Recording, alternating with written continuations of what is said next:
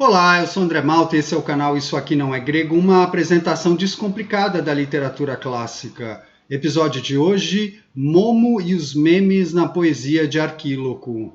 No final do livro 7º da sua história, Heródoto fala de dois espartanos que faziam parte dos 300 comandados por Leônidas, o destacamento que, apesar da gritante inferioridade numérica, enfrentou com bravura o exército persa na Batalha das Termópilas, em 480 a.C. O historiador relata que, como esses dois espartanos estavam doentes, foi-lhes oferecida a possibilidade de voltarem para casa e não lutar. Um deles, ciente da aproximação persa, mesmo debilitado, envergou as armas e se dirigiu para a batalha, onde foi morto. Já o outro preferiu voltar para Esparta, onde foi recebido com desonra. Heródoto conta que ninguém lhe dirigia a palavra e passou a ser chamado de covarde. Só no ano seguinte, na Batalha de Platéias, ele teve a chance de se reabilitar aos olhos dos concidadãos. A narrativa fala ainda de um terceiro integrante dos 300, que aproveitou a oportunidade que teve de ser enviado como mensageiro a uma outra região para também não lutar. De volta a Esparta, foi igualmente tratado como uma vergonha para a cidade e acabou se enforcando. Esses relatos, que iluminam a moralidade antiga, ajudam a entender melhor o espírito dos versos de Arquíloco, um dos poetas gregos mais populares da antiguidade, que teria vivido no século VII a.C. Não temos poemas inteiros dele, apenas fragmentos sobre os quais os estudiosos se debruçam como peças de um quebra-cabeça incompleto.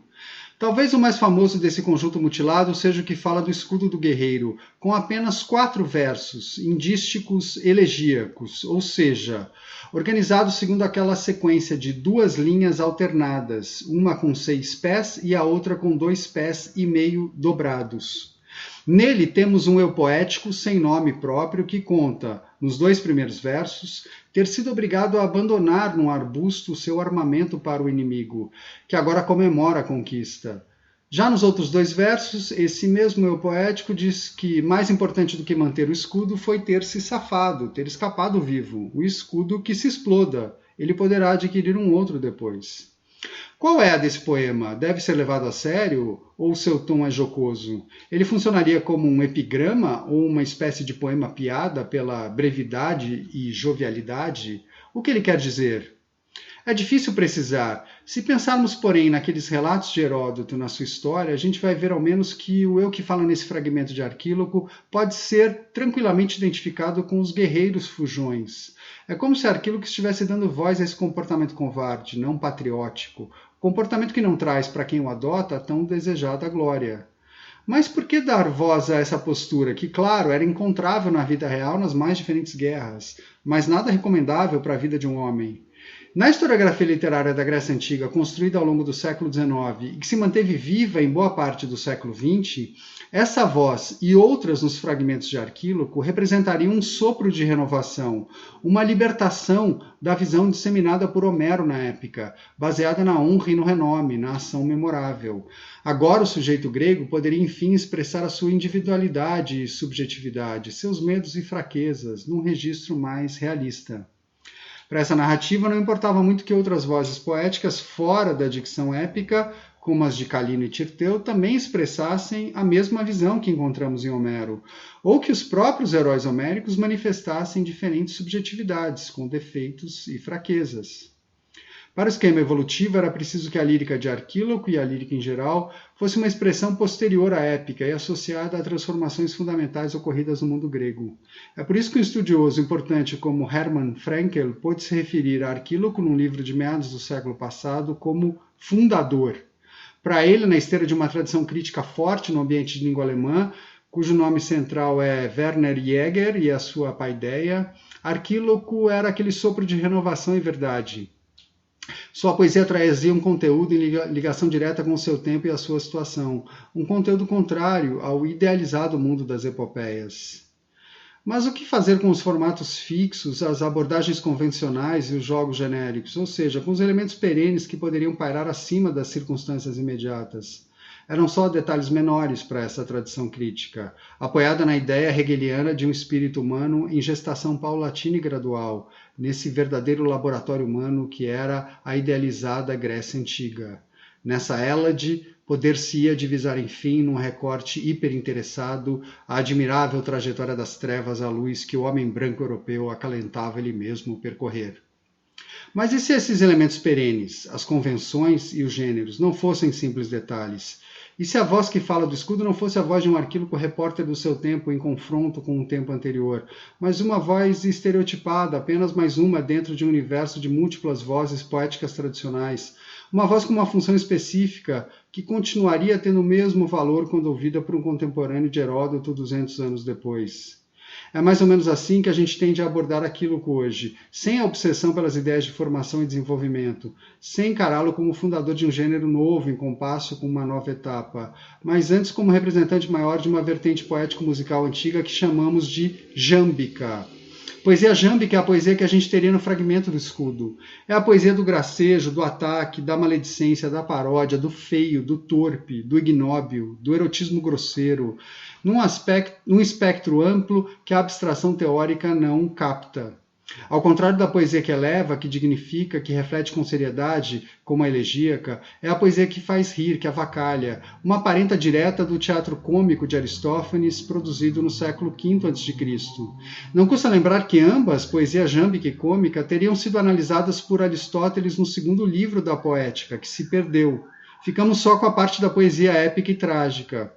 A gente compreende bem essa presença do ridículo na poesia jâmbica pela personagem Jambe, que aparece no hino homérico a Deméter. Esse hino não é um poema brincalhão, mas na história que ele conta, uma tal de Jambe aparece para fazer uns gracejos e provocar o riso e alguma distração em Deméter, a deusa que sofre por causa do rapto da filha Perséfone. Esse nome Jambe não está aí à toa. Para os ouvintes gregos, mesmo não sendo especificado o que ela disse para Deméter, estava indicado pelo seu nome transparente que ela tinha atuado como uma figura jâmbica. Onde está então a graça jâmbica no fragmento do escudo, com o eu poético declarando gostosamente sua covardia e desmerecendo o valor desse armamento? Acredito que está em dois níveis, no riso que ele constrói em relação a esse objeto e no riso que os ouvintes do poema experimentam em relação a esse eu sem noção. Na cultura grega antiga, atravessada por intermináveis guerras, e em outras também, estava bem sedimentada a ideia de que se portar como um covarde em combate era uma mancha quase indelével. Nesse ideário, entre todos os armamentos, o escudo em especial desempenhava um papel simbólico. Na militarizada Esparta, por exemplo, conta-se que as mães, ao despacharem os filhos para a guerra, diziam a cada um deles ou que voltassem com seu escudo ou que voltassem sobre ele, ou seja, ou que retornassem vivos após lutar com bravura ou que voltassem carregados sobre o escudo porque morreram em combate.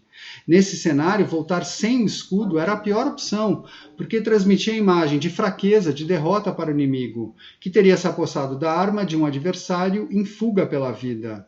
É a situação retratada por Aquíloco, só que dando voz a esse eu derrotado, um eu que se vangloria do seu fracasso e da sua pusilanimidade. O que esse eu está fazendo é avacalhar com o símbolo maior do código de conduta bélico. Ele é, portanto, um eu jâmbico, porque avacalha com o inavacalhável. A avacalhação é ainda mais sentida porque ele brinca com isso, chamando o escudo que deixou para trás de arma inavacalhável. O termo em grego é amometon, que significa literalmente sem momos. Momos, um filho da noite na Teogonia de Hesíodo, deu o momo da expressão rei momo em português. Significa em grego sarcasmo, esculhambação, deboche, zombaria, escárnio. Na maior cara de pau, o eu poético de Aquíloco diz que não se pode esculhambar com um armamento que ele está esculhambando, o grande escudo. Mas há um segundo nível importante aí, o modo como a voz desse eu é recebida pelo público. Ela escarnece sim do escudo, mas o retrato final delineado pelo fragmento é alvo, por sua vez, do escárnio de quem entra em contato com ele. O eu poético debocha do escudo, mas o ouvinte ri desse eu que ri do escudo. Numa dimensão psicológica, é inegável que a expressão dessa covardia podia funcionar como um alívio ou válvula de escape para muitos que sentiam ou temiam sentir os mesmos medos e desejos. Mas numa dimensão social, o efeito tinha que ser o contrário, incentivar não a covardia e outros eus, como esse de Aquíloco, mas a ojeriza à covardia. Lendo assim esse fragmento de Aquíloco, ele deixa de ser uma voz autêntica e nova, o fundador incendiário de uma realidade mudada, para se transformar no cioso mantenedor da ordem tradicional. O ataque interno aos valores correntes, concentrados na imagem do escudo, é externamente atacado no momento da recepção. No final, dou risada de quem dá risada do escudo. A poesia jâmbica, portanto, não queria rir de tudo e de todos para instaurar uma nova ordem. Ela queria gracejar para, dessa maneira, reforçar e solidificar a ordem vigente. Existiria até para muitos estudiosos uma dimensão religiosa nessa vertente jâmbica. Não seria algo estranho, porque as expressões poéticas na Grécia Antiga nem sempre eram separáveis dos cultos. Pelo fato de Jambe, como apontei, aparecer numa história envolvendo Deméter, é possível relacionar a poesia jâmbica ao culto dessa deusa, quando então se abriria espaço para a fala vergonhosa. Dá para pensar na relação com o deus Dioniso também, a partir do lado satírico e dissoluto do seu culto. Tudo isso, infelizmente, aparece de um jeito muito magro nos fragmentos que temos de Arquíloco. Em alguns deles, o eu poético pode associar o universo da lança guerreira e da vigília à ingestão de bebida alcoólica, numa formulação aparentemente provocadora pela qual se retrata o contrário do recomendável, como no fragmento do escudo.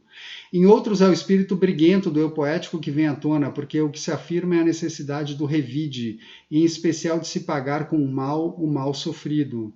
De novo, parece incendiário, contestador, mas por trás dessas linhas está a boa e velha moral antiga. Atacar quem agiu de modo indevido tem tudo a ver com o espírito jâmbico, mordaz e conservador. As coisas devem permanecer no seu lugar, não podem ser subvertidas. Isso explicaria também a presença de fábulas com animais em alguns dos fragmentos, por causa do espírito moralizante que as uniria à poesia jâmbica. Esse devia ser ainda o espírito presente nos poemas de Arquíloco, que falavam de um pai e sua filha. Temos só pedaços do que teria sido essa história ficcional a serviço de uma tradição poética. Dos fragmentos dá para depreender que o pai tinha prometido a filha ao eu poético Arquíloco entre aspas, mas que depois voltou atrás, rompendo o contrato firmado. Os poemas trariam então ataques violentos à família, em reação ao descumprimento do combinado. Como resultado, pai e filha teriam se enforcado, o mesmo destino daquele espartano que fugiu da Batalha das Termópilas, provavelmente pelo mesmo motivo, a vergonha diante da comunidade. O riso na poesia jâmbica vinha desse dedo apontado na direção dos desviantes, e as estratégias podiam ser muitas. No mais longo fragmento que temos para ler de Arquíloco, presente num papiro que os especialistas chamam de papiro de Colônia, vemos uma delas. O eu poético assedia a irmã da jovem prometida pelo pai só para se vingar e ainda aproveita para difamar a sua ex-futura esposa. O machismo vinha junto com o conservadorismo nessa moral misógina, e tratar como puta a mulher que não cumpriu com suas obrigações fazia parte do pacote. Ajudava a plateia masculina a rir, como a comédia de Aristófanes fazia rir também com seus preconceitos. É esse mecanismo comparável ao do meme, da ridicularização do que é estranho e inaceitável para determinado grupo social, que estrutura a poesia de Arquíloco, não só a dele, mas também de outros nomes, como Hipônax e Semônides. Este último autor de um poema extenso em que faz a caricatura de diferentes tipos femininos associando-os a diferentes animais. É o machismo do mito de Pandora elevado à 10ª potência. Como toda piada, não tem graça para os grupos ridicularizados ou oprimidos, mas tem graça para a visão dominante. Arquíloco não fazia poesia jâmbica porque era engraçado e transformador, porque tinha uma língua ousada que lhe rendia inimigos. Ele fazia versos escarnecedores seguindo um costume, uma tradição. E por essa tradição tinha de ser picros, um adjetivo que fala não só de quem é ácido ou amargo, mas também de quem pica, cutuca, perfura. Era censurando que a derrisão reforçava subliminarmente a coesão social. Dá para perceber, assim, que Arquíloco era um antípoda de Píndaro, o poeta coral do século V a.C. Píndaro, com seus epinícios, vivia para o louvor, para o enaltecimento, para a glória. Por isso mesmo, só poderia afirmar, na sua segunda ode pítica, que desejava ficar bem longe da maledicência e da censura que caracterizavam Arquíloco. Um era a abelha com seu favo de mel, o outro, o ferrão da vespa. Eu fico por aqui. Obrigado por ouvir e até a próxima.